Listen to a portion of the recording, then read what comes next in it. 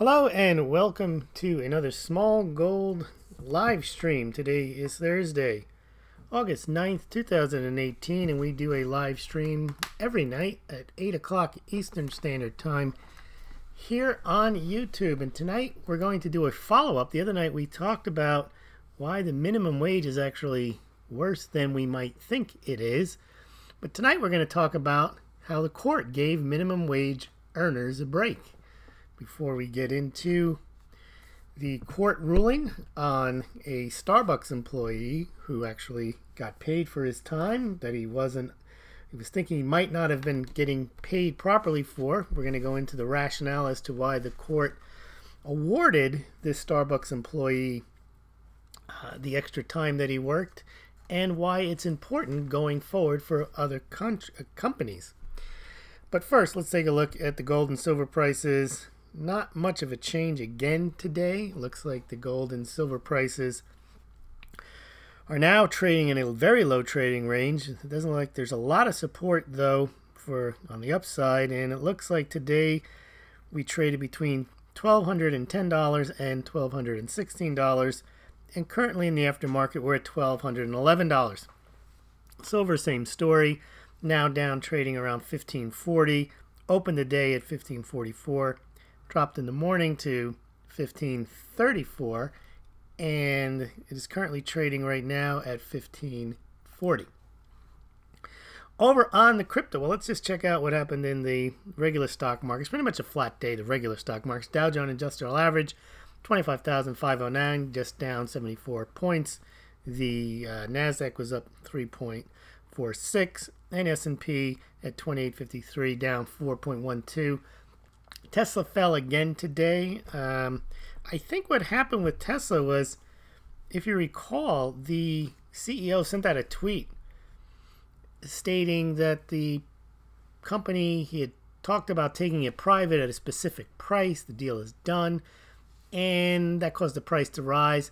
I think then what happened was, that's not normally how you disseminate that type of what you call material information to the market. Normally, there is an exemption, I think, I'm not sure now, but in recent years, they've come up with ways where you can use social media to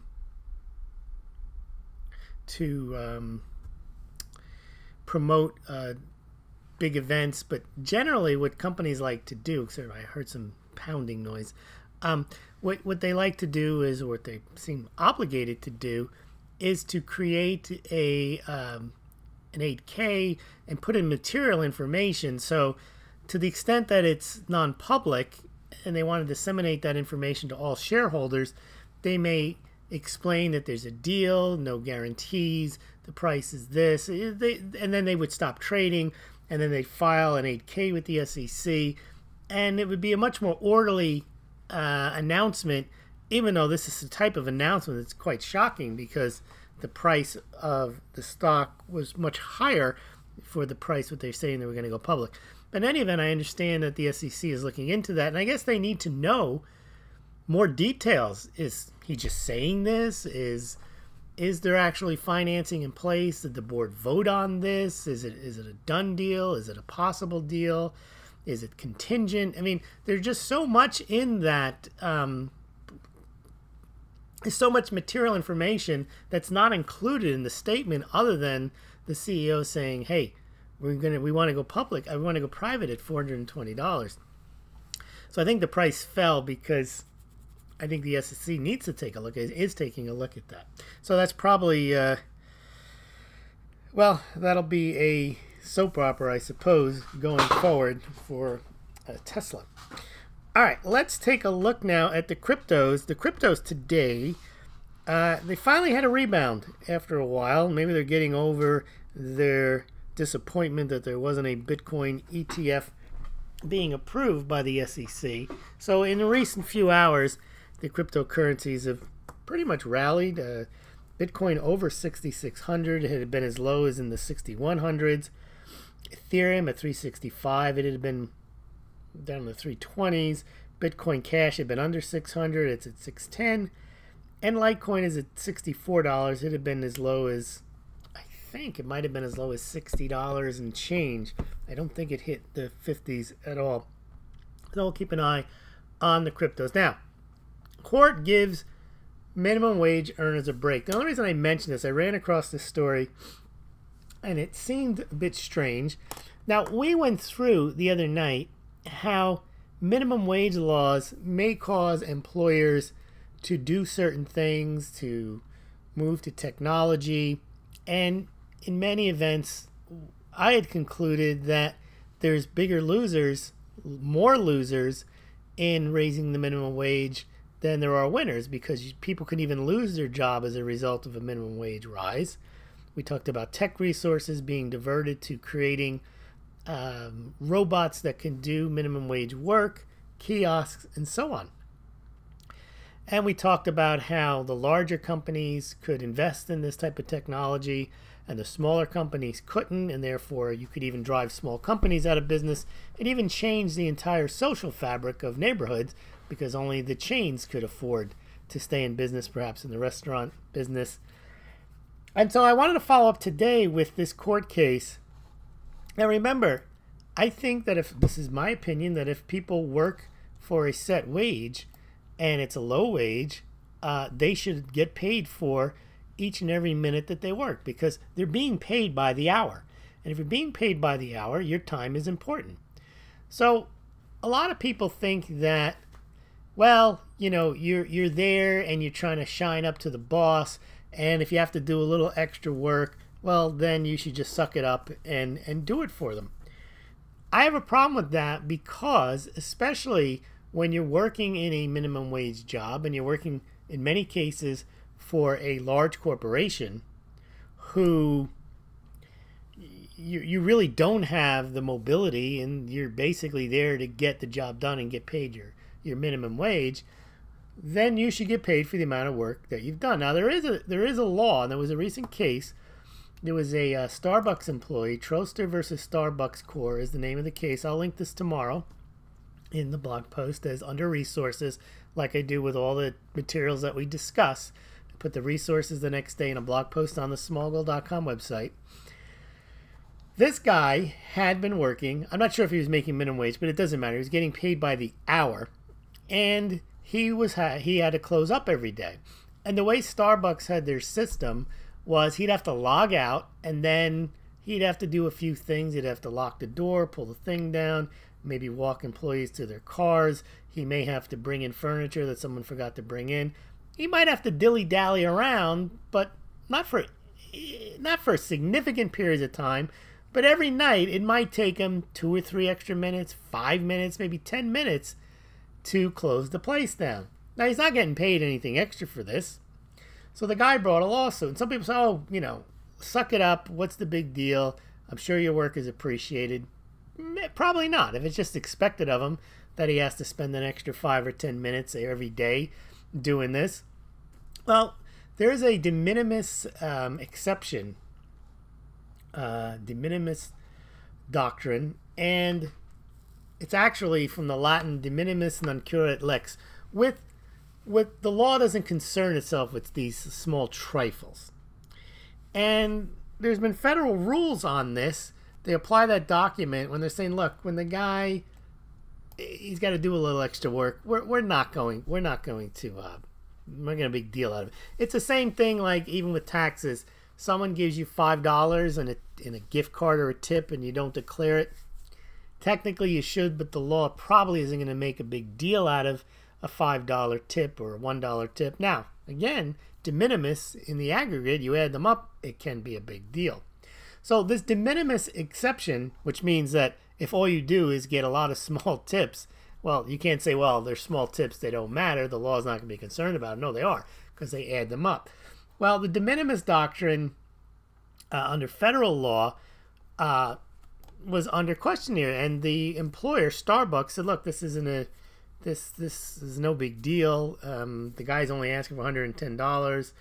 And the court said that the federal law that allows the de minimis doctrine to be in place, that the California laws or statutes and regulations did not recognize that. And therefore, this guy could bring his case because they didn't recognize the de minimis doctrine. California law is very, very much in favor of the employee.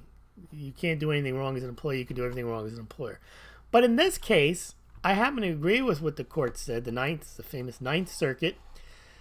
They said that since California didn't opt into this de minimis doctrine, but also that what the guy did off the clock, he should be paid for. And why should he be paid for? Well, it's fair, because if he has to do this work every day and he's already clocked out, there is a certain amount of extra time.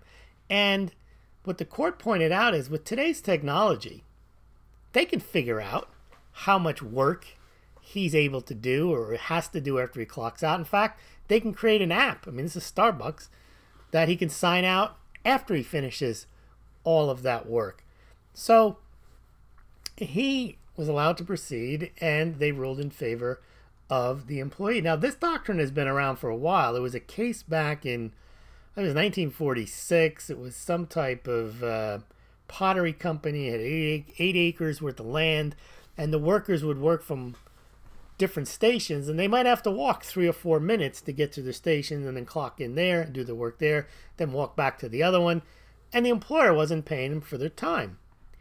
And the court held in that case, well, you do, because you're walking around, but you're doing it for your benefit of the employee. Now, some people can they get into absurd arguments. Well, should the employer pay you to comb your hair before you go to work in the morning because it's part of what you have to do? Should they pay you to get to work? Should they pay you for lunch break? Well, those are actually absurd arguments, because once you're on the clock and you're at the place, that's where I think rational people would say you're working. You're not working when you're on your way to work. Now, there are people who don't get paid by the hour and get paid a salary, and they have some upward mobility and they get bonuses. Well, those people can be considered working 24/7, and some of those people do work.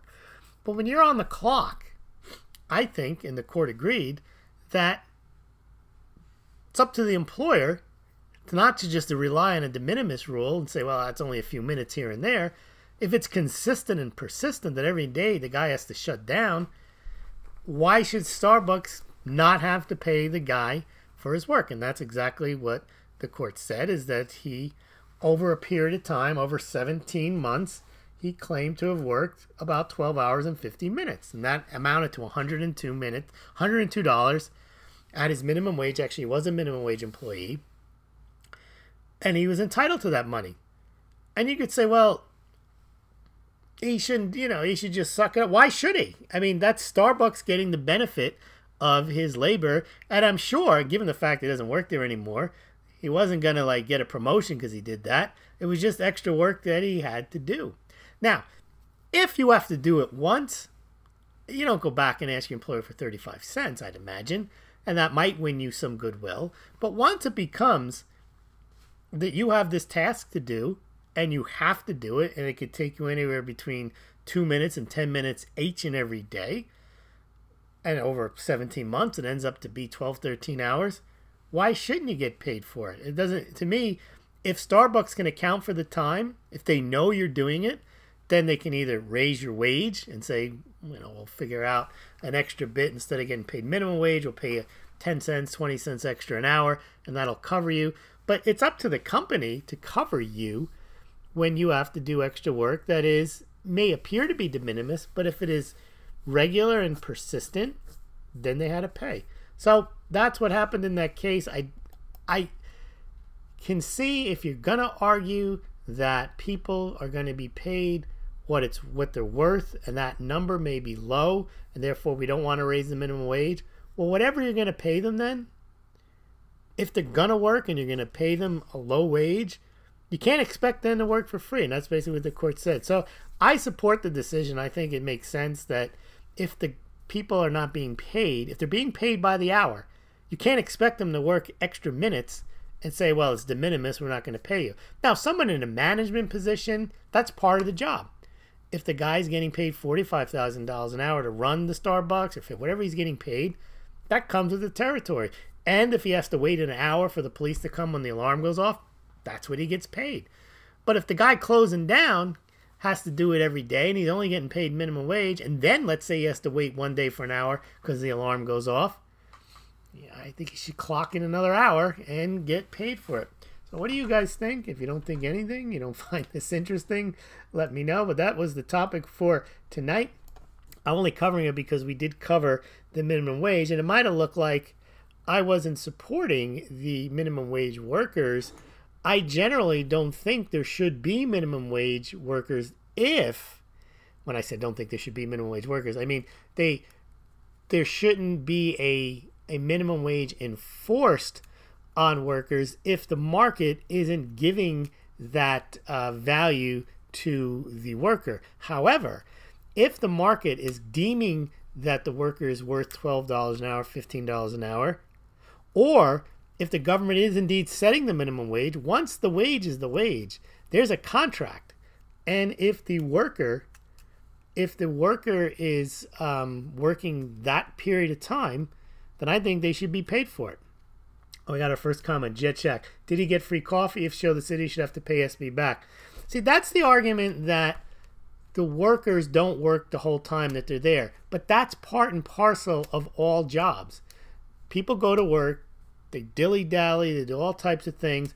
But in this particular case, this guy, if all the other workers, think about it, if all the other workers hang around and get coffee, but this one is burdened with the extra task that he has to count on an extra 10 minutes a day to close down, that he's not getting paid the same as everyone else. And remember, this is not a case where he's not getting paid the same as everything else because he's management or because, no, he is a minimum wage worker and they're all being paid the same on purpose because they're all being paid to do the same thing.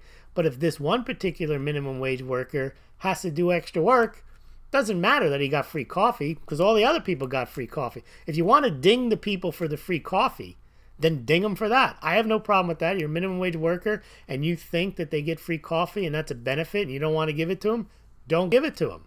But it doesn't mean that because they got free coffee, they have to work another 10 minutes a day.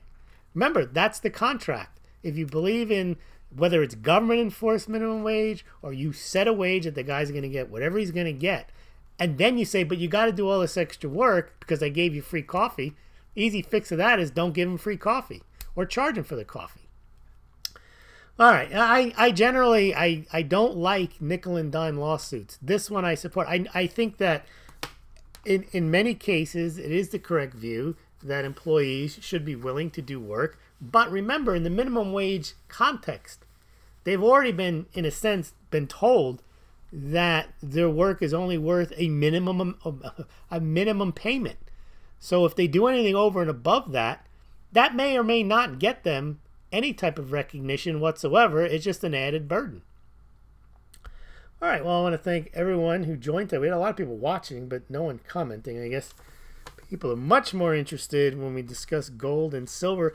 But have no fear. Today I did an interview with Jason at Wall Street for Main Street. I think it's an hour long, so that should be up tomorrow. And then tomorrow we'll be back with another topic. We'll move off the minimum wage and we'll be back into the economy sphere. But in the meantime, if you want to get your Smaulgld mug, which I'm sure you do, I'm going to give you the link. And also I do appreciate Smaulgld patrons. I'm going to leave you that link. And also, I've added some new products to the Smaulgld store, so you might want to check out the Smaulgld store. I know that I've sold a few items there. Still selling most of the items out of my garage, which are the Smaulgld Classic and the Smaulgld Super Classic mug. Angela Morris asks, how would things be if there were no minimum wage? Now remember, I'm not in favor of a minimum wage. I'm saying if you have a minimum wage, or even if you don't have a minimum wage, if you're paying somebody by the hour, then you got to pay them for the work that they do by the hour. And if they spend 10 minutes extra every day closing up, don't sign them out before they close up. Sign them out when he's finished closing up. And it seems pretty simple to me for Starbucks to say, okay, clock out now and then continue working and don't worry about it. No, let him clock out when he's finished locking up the place and everything is closed up. Don't log out and then shut down. consider himself logged out when he's finished shutting down. Seems pretty logical to me. I don't think the guy's a crybaby for that, because if it's $108, why has he got to sue for it? Why didn't they just give it to him? I mean, it is Starbucks. I mean, they should know better. I don't know. I just thought that was a case where I think that the minimum wage worker got a break, and I think it was a deserved break. And I don't buy all the other arguments that he's hanging around doing nothing the rest of the time. He's got some downtime. That doesn't mean, but the employer knows that. If he is not doing work for a particular period of time during the 8 hours that he's there, that's the employer's fault. Or if the employee is goofing off, then he should be fired. But if he's doing what they build into the system, a period of time when the workers aren't working or they're having free coffee, that's built into the system. It's under the employer's control to control that. But it's also under the employer's control to figure out a way to pay the guy for staying an extra 10 minutes. All right. Well, thank you very much, and we will see you all tomorrow. Again, 8 o'clock Eastern Standard Time.